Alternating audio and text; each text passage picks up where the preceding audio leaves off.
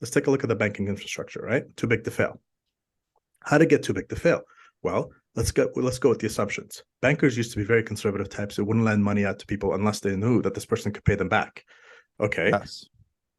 Time came around when, oh, you know what? If we just give out loans to people who are chasing the American dream versus the people who are financially creditably able to follow the American dream, that whole idea of ninja, which is no income, no job, no whatever assets.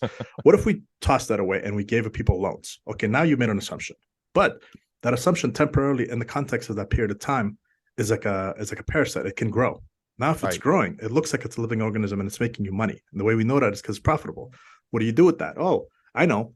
What if I take that and I start selling it to more people? Now you got a contagion spreading across the entire financial economy.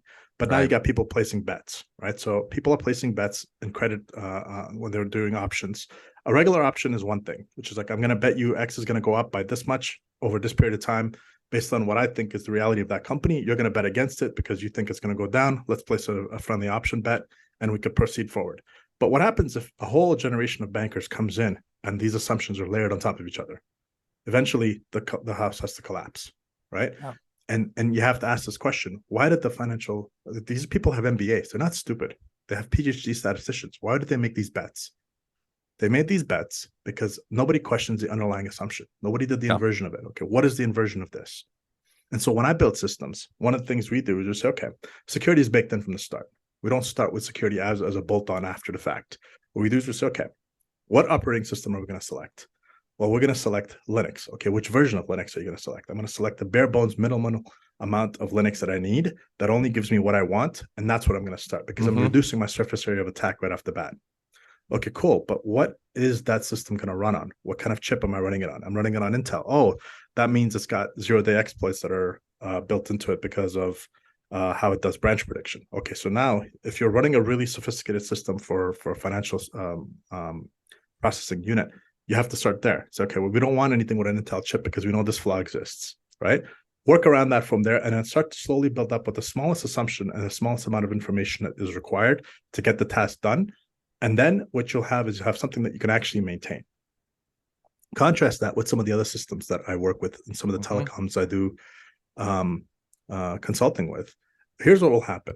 People don't know this, but telecoms are basically held together by glue, spit, and tape. And completely unsurprised. Right? And here's why. So, I have a software background, at least from the product management point of view. So yeah, hearing that is not a surprise to me whatsoever. Exactly. So I walk into a place and there's like there's a server here that does this one thing. What does it do? Well, it activates SIM cards. Well, it's kind of important. Yeah, it is. Nobody ever touches it. We pray near it. We don't go near it. We don't touch the code. Git was invented when the code for this thing was around. The company that wrote the software for this thing is no longer in business. We actually now pay a third-party company millions of dollars a year to reverse engineer this code so that we can actually get a version of it running because we can't afford this thing to ever go down. All right. Now you got a path dependency problem. Now, like think about it. People who build software tend to be very smart. Again, it goes back to my original idea. The easiest people to fool are the people who are smart. So now you've built a cage for this person whose business is dependent on this piece of software that they have no control over. Yep. So I did some consulting for a hospital system, and their entire like claims system was built with the same critical flaw. So yeah, this is I think endemic, and especially in industries where, like, I would imagine that the technology grew up where the security wasn't like the core product. You just had to keep the train running. Exactly. And in fairness to those people, and I never dump on my predecessors whose code bases I end up touching. I always understand they're under a set of pressures. Usually, we need this done as quickly as possible with this little bit of money, get it done. So I have compassion for that particular point of view. The thing that's interesting is I always tell people software should be like your lawn. It's never done. You always have to mow it. You always have to look for weeds. You always have to change stuff around. And things that are built that aren't designed with that assumption built into place are things that are going to rot. And once they rot and they get deep into your system, you're stuck. Yeah. And this is why banking systems can't get their financial, so algo programmers are still required. Fortran programmers are still getting jobs. Why? Because they're not willing to invest in the money to update into new systems, because they're like, this is what we've always done, right? Yeah. So that part of the legacy code is also It's interesting. Think about legacy code. Think of genetic code that's legacy for us. Think of belief systems, tribal systems that are legacy for us that worked at a specific period of time but are not updatable. Goes back to Muhammad's idea of this is the perfect answer to everything, right? That's legacy code. It Yeah, can't be yes, updated. it is. Right? So the context again is always what's going to be interesting around these particular points of view, which is that you always have to look at this and say, okay, where's this person's assumption of reality, and how much of a gap is there that I can exploit as an asymmetry? And the way I can do that is A, I ask the questions, and B, I look at their assumptions. Right. And once I have those two things in place, then I could bound this and I could time this. This person assumes this was true. If you met me in 2008, staunch atheist, the world is much better off with that religion. Why? Under those contexts, bounded under those conditions, a Muslim who escaped communist invaded Afghanistan, came to this part of the world, didn't like the religion he was imposed upon. All that seemed right to me, right? And the best part about humility is you could say, yeah, it sounded like a good idea at the time. Yeah. It truly isn't now, right? Because it's like if I ask you a question, hey, what are the odds of Apple increasing the stock value by 10% over the next year? It's pretty high. But if I take that timeline and I shrink the horizon to the next second, the answer is I don't know. Yeah. Because I don't know what's going to happen tomorrow, right? Any minute, if you're trading, for day trading at all, stocks going up and down per second, nobody can predict that. It's literally infinite variance, right? So if you're going to make a bet on a short time horizon, you're going to be wrong most of the time. If you bet it over a longer horizon, that's why they say the arc of history is long and it bends toward justice. You notice how they say it's long. There's a reason they say that, because they know over the short term, it could totally go in the opposite direction. Oh yeah, for sure. I mean, that concept is one of the reasons that I'm white pilled so much, where I think the good guys win. And it's because the good guys are the ones who deal with reality as it is and end up making good choices. But what, in the short term, though, in the medium term, I mean, there's a huge amount of suffering and pain to get there. 100%. I mean, I'll tell you, one of the interesting things about me is I read Satoshi's original paper back in 2009. I'm so glad you went there, because I'm just about to ask you about Bitcoin with everything that you're the first. This show used to be called Proof of Work. Right. The very first episode, and then I changed it because there was problems with the search and whatnot, and I didn't. It's not Bitcoin centric, but I wanted to ask you, what's your take on Bitcoin? Yeah. So again, my take on Bitcoin is that it's an interesting piece of technology. The reason it collapses is the people who found it have found their new Muhammad, right? Satoshi is their new Muhammad, and so they become maximalists, and all of a sudden they get blinded to their own reality, and that's when it starts to become cultish, i.e., it's certainly cultish, right? So the minute you smell cult, you gotta be careful. It's like, okay, now there's assumptions built into this that I can't validate. And I was working with a startup back in 2012, and their entire idea was, we want to bring this to the masses and we want to do all this, all the usual stuff that you hear.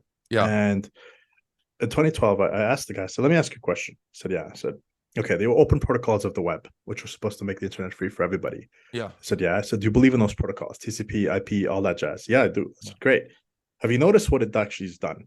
It's accomplished the exact opposite, right? What was supposed to be a free and open internet is controlled by Facebook and Google on the internet. Yeah. To a smaller extent, maybe Wikipedia, right? Now, here's what's interesting about that. Facebook is essentially a form where you input data, and that's it. Twitter is essentially a list. It's a list item of various things that's stored in the database. Google is free-form search, but it's not really free-form, because we know the bias from the Google engineers, they're going to be adapting to that system. What's the problem here is open protocols were predicated upon a utopian vision of how the internet is supposed to work. And then the people who are, like I said, what if you have somebody in a position of power whose sole motivation is money? They will tell you, yes, I believe in socialism, utopia, X, Y, and Z, but they'll exploit it to their advantage, and they'll actually commandeer the entire system. Meanwhile, fooling all the people in their and under their control that they're doing the right thing. So as a consequence, what seemed like a good idea actually flipped to be the worst idea we've had so far. Same thing with the Bitcoin concepts, right? The idea is that the protocols and all those stuff that these guys were coming up with, solving the double spend problem and all that other wonderful stuff. I said, what's happened is, in reality, is a small number of people have become extremely wealthy, and everybody else has seen no benefit from it. So far, yeah, for sure. Yep. Right now, again, over the long arc of history, I wanted to see it to get, if it's a living, breathing entity, the fact that it went from $0 to 1 cent is already, it's automatically a victory, because anybody who's ever started a business knows if you can get something for somebody to pay a penny for it, you've already made a business out of it. The fact that it starts to grow or shrink, whatever, time will tell. But what has to be always taken into consideration is when these conversations are put into place, I always tell people one thing. I'm like, look, what Steve Jobs did with the iPhone is what Bitcoin hasn't been able to do yet. And here's what I mean by that. Mm-hmm. He took a piece of glass and he put the internet protocol on it so that anybody on earth could interact with it. He empowered everybody around them. And I remember this conversation from Alan Kay. And Alan Kay's point of view, Alan Kay is probably one of the most brilliant people. He's still alive, one of the early Apple engineers. You could watch his talks on YouTube. Super, super smart guy. But one of his famous quotes that I love is he says, perspective is worth 80 IQ points, right? Mm-hmm. And the way we explain that is I say, okay, imagine you lived 2,000 years ago and you wanted directions from Egypt to Rome. You'd have to gather the smartest mathematicians who knew geometry and whatnot and get the cartographers and whatnot to sort of draw you maps that you can actually make it from Egypt to Rome and probably not die on the way there, right? Mm-hmm. Now you give a potentially really dumb person an iPhone or an Android phone and you say, open the Maps app and just type in where you want to go. And all of a sudden you've empowered that person. Yep. You get what I'm saying? So to me, the way I judge a person's capabilities of knowing if they put product first or if they put profits first is this: are they empowering themselves or are they empowering everybody else around them? Mm-hmm. And so with a good product, you're giving leverage to people who don't have any. With a good con artist, what he'll do is he'll make himself rich at the expense of others, meanwhile telling everybody else that this is good for them as well. Mm-hmm. And so I've watched the Bitcoin process. I've watched all the NFT nonsense that went on for a while. Yeah. And I said, okay, you know what? It's being sold, and the people who are making money are doing it at the expense of others who are losing their livelihoods at it. And that's where we have some problems. There's an asymmetry of information. People don't understand how this stuff really works, so they're being exploited for it. But it doesn't say that this is bad or it's terrible or it's evil. It's just saying that the current iteration of it hasn't reached the potential that it's promising to be. I mean, I was assuming that Bitcoin would be a lot further along than it is in terms of the global monetary system, just simply based on what we're seeing with all the inflation. Yeah. I mean, it turns out it's not a hedge for inflation at all. The funny thing about it right now is it seems to be behaving better than the stock market in terms of stability all of a sudden. There's a few interesting things, but it's certainly nowhere close to what I thought it would be, with the pressures going on around it right now. It's like the US dollar is, and it didn't really dawn on me until recently why this is happening, and is eating everybody's lunch. Yeah, well, because again, I always tell to people, I'm like, listen, here's what's interesting about it. What's interesting about it is this: we're all on the global highway for e-commerce, and commerce and e-commerce are now basically essentially the same thing, because when you tap your debit card, it's e-commerce nonetheless. What's interesting is to get off the ramp, no matter what your currency is, you have to come back to dollars, because people in the regular world don't trade in Bitcoin and whatnot, right? 80% of all international transactions are made in dollars. Right. And until you come around that problem, everything else is a pie in the sky type of, yay, in the future, utopia, X, Y, and Z. I'm like, look, I'm not bashing you. I want you to go and do it. I just want you to be humble in how you prognosticate about its prospects, because in the process, you're robbing a lot of people of their money.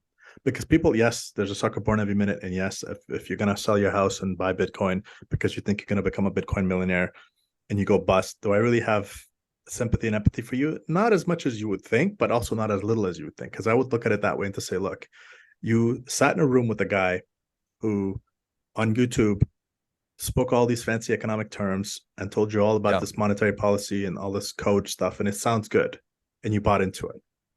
How's that any different than somebody who bought into, yeah, you should get the Moderna or the Pfizer and get yourself double vax because I have a PhD from school Y and this is what we think is true? It's the same. The problem isn't the fact that this happened. The problem is that there's the asymmetry of information was exploited. As soon as it becomes exploitative, it turns into con man situations. So it sounds like you're a believer in Bitcoin to an extent, but you do not have, you're humble enough to say that you have no idea about the time horizons and promises can't be made. Is that Right. This is okay? So you and I are on the same page now. I wouldn't have. I had way more confidence on the time horizons about a year ago, and then yes. I'm like, my models blew up, so now I've got to be humble again. And This is it, right? Like we said before, if you marry your model, you can't go on dates with reality, right? yeah, And and I was completely. I really thought the I forget it. The Plan B model looked really good to me, and I'm like, oh, this, and like then that failed, and I'm like, and he just started pivoting his story, and I'm like, oh shit, I was conned. Didn't really you know work. what? This is the funny part of it, right? So another thing that I've been quote unquote famous for or known for is that I have basically three sentences to my name. The back to Whitman's quote, all of life is but a play. You may contribute a verse. My three verses so far have been, if you whisper the truth, you can actually listen to it echo across the universe because the truth doesn't need to be yelled at. It just needs to be just told. Like just Yeah, quietly say it. That's what it is. The second one was again, like I said, if you marry your model, you can go on dates with reality. But the third one is a much more profound one. In my point of view, is that time burns all assumptions. Right? We make an yes, assumption in our model, and time shows you how wrong you were. yeah, Right? So here's what I say to people. I'm like, this goes back to Chesterton's fence. People's assumption of how bad the dollar is and how the mismanaged U.S. economy is because of the bad politicians and the corruption of the FDA and the corruption of the FBI and the deep state and all that jazz. Yes, okay. I'm not saying that none of that is true. What I'm yeah, saying to you is that you're walking up to a fence and you're basically taking it apart. You're trying to put a new fence up and you don't recognize right, what that fence was actually doing. You don't know how much the US dollar was embedded into the global economy until you try to remove it, yeah, right? It's like how some people don't like anchovies on their pizza. Well, the US dollar is like sort of like anchovy that was crushed into the dough of the pizza that was made, right? So right, you're going to have this problem of you're going to try to extract the corruption element of it because you want to say math is incorruptible. It's math is not incorruptible. Math, as Kurt Gödel has told us, is undecidable. Right? There's an undecidability problem built into these assumptions. So the smarter the person is, the more likely they are to fall for this trap. And yeah, so when I say to the people who are, and again, I read the paper in 2009 when buying Bitcoin was a whole venture to get it done, and along the way I kept seeing something interesting. I'm like, Steve unveiled the iPhone. Within a year, the entire planet had access to something that they never had access to before. They mm-hmm. had the entirety of human knowledge in their pocket on a glass screen. This protocol has been introduced, has been hyped. The smartest people supposedly are working on it. And we have yet to see the average person see any benefit from this. So the leverage is not symmetrically Yeah, distributed across the world. It's asymmetrically in the pockets of people who are already rich getting richer from it. So to me, that's the smell. That's a code smell. Right? I'm not saying they're wrong. I'm not saying they're evil. I'm saying the amount of hype they put into it doesn't match the reality of what they've been able to deliver from it.